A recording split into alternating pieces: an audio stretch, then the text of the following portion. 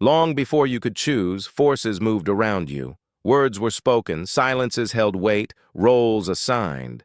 You didn't shape your shell. It was shaped around you. You became fluent in, "I'm fine," expert in changing the subject, master of the polite smile that never quite reached your eyes. You perfected the art of disappearing behind the act.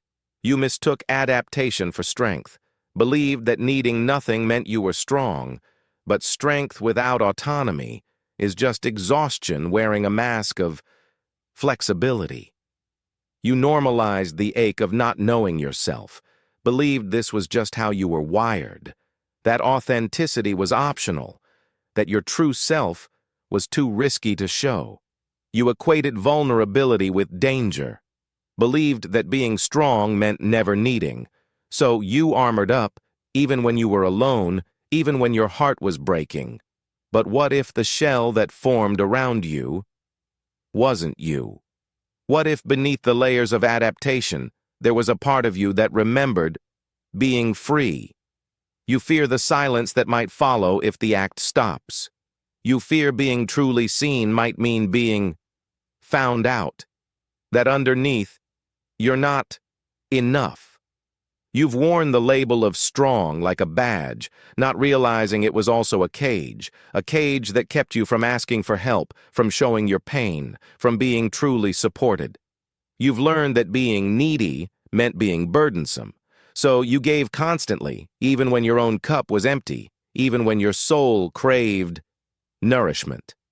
The truth is, the act itself is the exhaustion. The pretending, the performing, the constant management of how you appear, it's what's draining you. You've been told to hold it together, to keep it together. But what if holding it together is what's keeping you apart from connection, from peace, from yourself? You've spent so long being the character everyone wanted.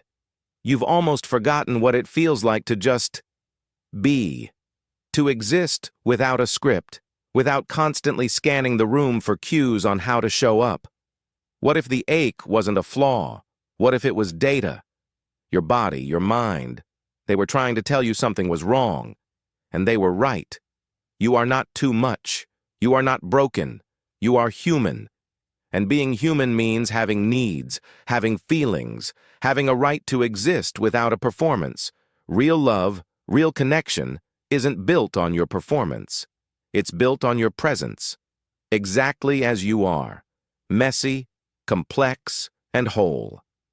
Healing is not about erasing the past, it's about integrating it, making peace with the child who learned to perform, and giving her permission to rest now. You are allowed to be tired. You are allowed to be uncertain. You are allowed to take up space without apology. You are allowed to be you. This isn't about becoming someone new. It's about remembering who you were before the world taught you to perform. It's about coming home to yourself. You don't have to perform anymore. You don't have to pretend. You don't have to be perfect. You can start right where you are, honoring the real you that's been waiting. Start listening again, to your body, to your boundaries, to that small voice that whispers, "This doesn't feel right." It's time to stop normalizing what harms you. You are worthy of love exactly as you are, not for the act you put on, but for the beating heart beneath it. Not for your performance, but for your presence.